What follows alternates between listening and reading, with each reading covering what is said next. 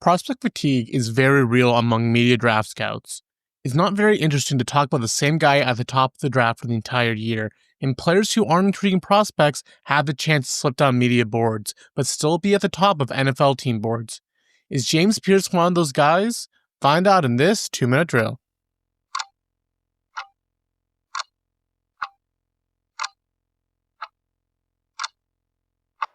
Before this last college season, Pearce was being mocked in the top 5 and had pole position on edge 1.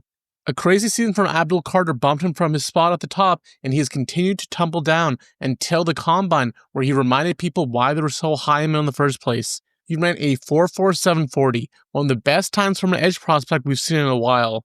And Pearce shows us on tape, he is blazing fast. His entire game is built around his speed and explosive first step. He puts OTs on their heels as soon as the ball is snapped. Pearce is still learning to time the snap, but when he does correctly, he is almost unblockable. Pearce is able to convert his speed into power and beat blockers both ways. He doesn't have any more developed moves besides those two to speak of, and this gets him in trouble against elite tackles who have the foot speed and strength to slow him down. Pearce's biggest weakness is his lack of elite bend despite being a speed rusher. This will severely hinder him in the NFL. Most great speed rushers have bend that will allow them to turn the corner against offensive tackles. In the run game, Pearce needs to bulk up to better maintain the point of attack and set the edge. He is too easily moved out of his lane. When Pearce disengages from blockers, he tackles with good form and has the speed to catch running backs that try to turn the corner.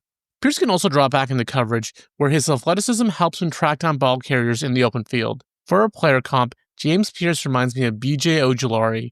Ojulari was another speed rusher who didn't have the greatest bend, but made up for it with motor and athleticism. Ojulari went in round 2 due to a stronger class, but in this year's weaker class overall, Pearce stands out more. For draft range, Pearce has one of the widest outcomes in this year's class.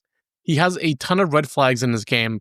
Reportedly, he also has issue with Tennessee staff that led to a decrease in snaps and attitude problems. However, his upside and production are undeniable, and all it takes is one team to believe in him. From a tape perspective, I think that Pearce is a first-round talent, but he may slip come draft day. And that's the 2-minute drill.